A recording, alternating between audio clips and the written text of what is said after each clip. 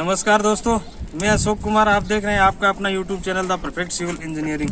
तो आज हम बात करने वाले हैं कि ये जो छत दिखाई दे रही है आपको, इसके अंदर जो मैं यहाँ पे खड़ा हूँ, ये टॉयलेट एरिया है, इसको नीचा क्यों रखा जाता है। जैसे मान लो ये जो छत है, इसको तो अप लगा रखी है और इसको डाउन लगा रखा है, तो इसको नीचे क्यों रखा जाता है और कितना नीचा रखा जाता है।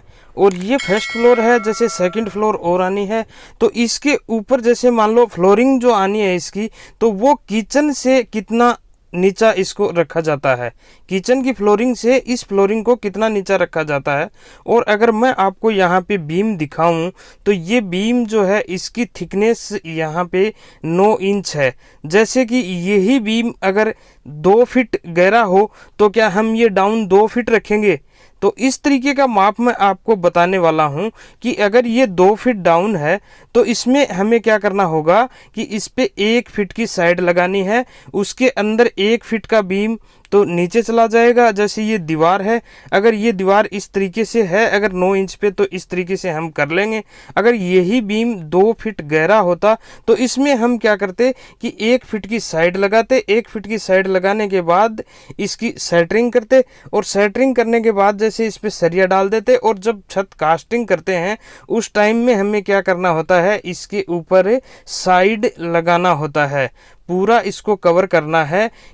और अगर सही तरीके से हम डाउन के माप की अगर बात करें तो इसको आप 9 इंच से लेकर 12 इंच तक रख सकते हो और इससे ज़्यादा रखने की कोई ज़रूरत नहीं है, क्योंकि इसके अंदर जो सीट आनी है, मुर्गा आना है, वो सब 12 इंच के अंदर हो जाता है।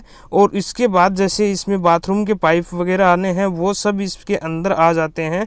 इसके बाद उसको वापस लेवल करना होता है, तो उसमें पहले जैसे मटका फिलिंग भी करते थे और अभी फ्लाई ऐश के ताबुक हैं जो बिल्कुल हल्के आते हैं। कहने का मतलब इसके ऊपर वजन नहीं होना चाहिए, बिल्कुल हल्का होना चाहिए। तो इस तरीके से हम इसको वापस इसी फ्लोर के लेवल में कर सकते हैं।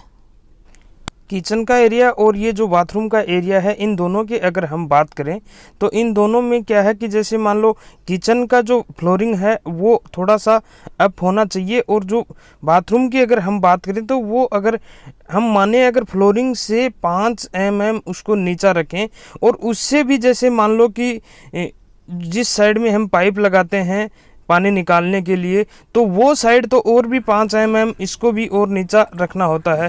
क्योंकि जब अगर आपने हॉल में अगर उसको खोल रखा है या फिर किसी रूम के अंदर उसका गेट लगा रखा है, तो उसमें क्या होगा कि जब भी बाथरूम को यूज करेंगे तो उस टाइम में इसका पानी अपनी फ्लोरिंग पे ना आए, तो वो सब इसीलिए नीचा रखा जाता है। और एक हिसाब से उसको देखें, वास्तुशास्त्र के हिसाब से भी अगर हम बात करें तो अपना जो किचन की फ्लोरिंग है उससे बाथरूम की फ्लोरिंग जो है वो वैसे भी नीची होनी चाहिए।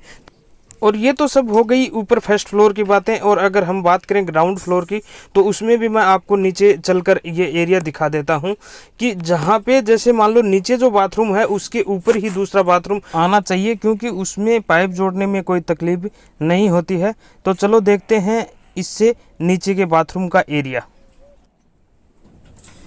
अगर हम बात करें ग्राउंड फ्लोर की, तो ग्राउंड फ्लोर के ऊपर जैसे आपको मैं दिखा रहा हूं, यहाँ पे जैसे ये बाथरूम है, तो इसको भी अगर हम एक माने तो ये भी एक डाउन जैसा ही है, नीचे सेंटरिंग की है उस तरीके से है, क्योंकि इसमें जो जमीन का एरिया है उस पे पीसीसी नहीं की है। जैसे हम बात करें इस साइड के रूम की, तो इस साइड के रूम पे देखो पीसीसी कर रखी है। और जो हम इस बाथरूम की अगर बात करें, बाथरूम एरिया की, तो इसके अंदर जो आपको दिख रहा है इस पे पीसीसी नहीं कर रखी, क्योंकि ग्राउंड फ्लोर के बाथरूम के नीचे जो मिट्टी होती है उसको निकाल लेते हैं, उसके बाद वो डाउन हो जाता है और उसके ऊपर शीट वगैरह लगा देते हैं, पाइपिंग वगैरह वो सब होनी है वो इसके नीचे आ जाती हैं। तो इस तरीके से नीचे का बाथरूम है और ये फर्स्ट फ्लोर का जो बाथरूम है इसकी हम एक दूसरे से तुलना कर सकते हैं। आज के लिए इतना ही, आगे लेकर आऊँगा कुछ खास नई जानकारी। तब तक के लिए दीजिए इजाज़त। धन्यवाद। जय हिंद।